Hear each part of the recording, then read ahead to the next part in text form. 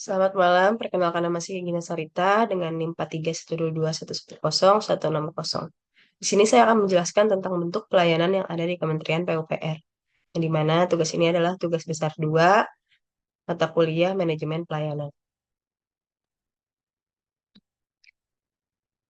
Di slide ini saya akan membahas tentang peran strategis Kementerian Pekerjaan Umum dan Perumahan Rakyat atau PUPR dalam pembangunan nasional.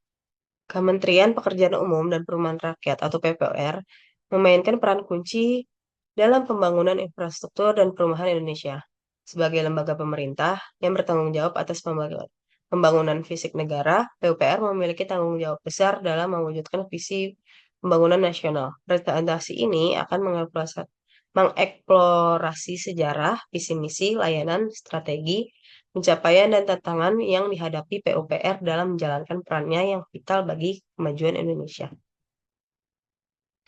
Di slide berikutnya, di sini ada sejarah berdirinya Kementerian PUPR, yaitu awal mulanya cikal bakal Kementerian PUPR dapat ditelusuri sebagaimana negara Belanda dengan dibentuknya Departemen Pekerjaan Umum. Yang kedua, masa kemerdekaan.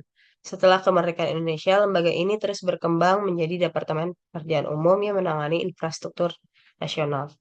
Yang ketiga, era reformasi. Pada era reformasi terjadi beberapa perubahan struktur dan nama hingga akhirnya menjadi Kementerian PUPR atau yang dikenal menjadi Kementerian Pekerjaan Umum dan Perumahan Rakyat seperti yang kita kenal sekarang. Di slide berikutnya, saya akan membahas tentang visi misi dan tujuan Kementerian PUPR. Visi, mewujudkan infrastruktur pekerjaan umum dan perumahan rakyat yang handal dalam mendukung Indonesia maju dan berdaulat, mandiri, dan kepribadian berlandaskan gotong royong. Visi, menyelenggarakan pembangunan infrastruktur, pekerjaan umum, dan perumahan rakyat yang terpadu dan berkelanjutan untuk mendukung pertumbuhan ekonomi dan peningkatan kesejahteraan masyarakat dan pemerataan bangunan. Tujuan, meningkatkan konektivitas nasional, ketahanan air, ketahanan pangan, dan penyediaan perumahan rakyat yang layak dan terjangkau.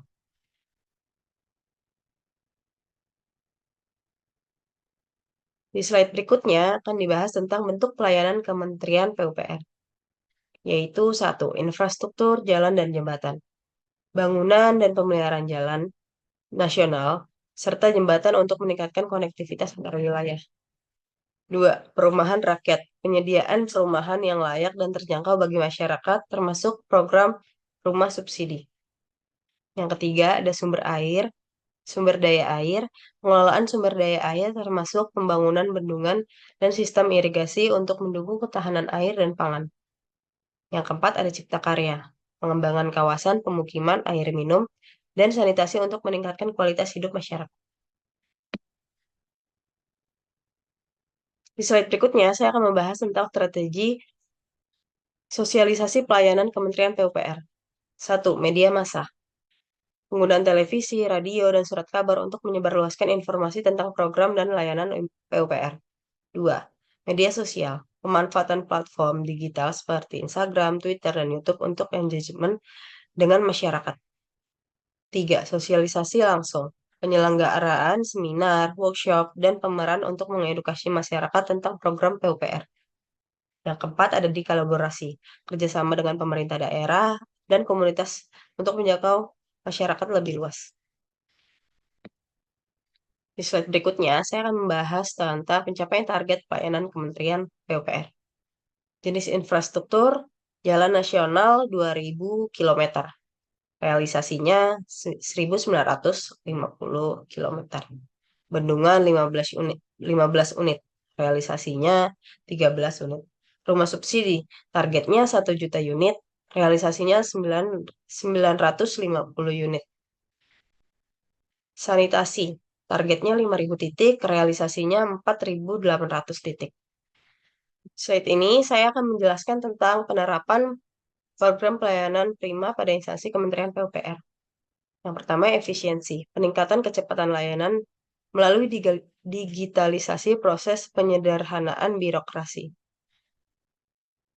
Yang kedua ada transparansi, keterbukaan informasi publik, dan pelibatan masyarakat dalam perencanaan dan pengawasan proyek. Yang ketiga ada akurasi, peningkatan kualitas data, dan perencanaan untuk memastikan ketepatan pelaksanaan program. Yang keempat ada responsif, penanganan keluhan dan masukan masyarakat secara tepat, cepat, dan efektif melalui berbagai kanal komunikasi. Di slide berikutnya, saya akan membahas tentang kendala dan solusi dalam pelayanan Kementerian PUPR. Yang satu, ada kendala geografis. Tantangan dalam pembangunan infrastruktur di daerah terpencil dan kepulauan. Solusinya adalah penggunaan teknologi dan material inovatif serta kerjasama dengan pemerintah daerah. Yang kedua, keterbatasan anggaran. Kebutuhan dana yang besar untuk proyek-proyek infrastruktur, yaitu solusinya untuk mengoptimalisasi APBN, kerjasama dengan swasta melalui skema KPBU, dan pemanfaatan dana internasional. Yang ketiga, koordinasi antar lembaga. Tantangan dalam sinkronisasi program dengan kementerian lain dan pemerintah daerah. Solusinya adalah penguatan forum koordinasi dan sistem informasi terpadu. Yang keempat ada kapasitas SDM, di mana kebutuhan peningkatan kompensasi pegawai. Solusinya program pelatihan berkelanjutan dan kerjasama dengan institusi pendidikan. Terima kasih. Sekian presentasi dari saya.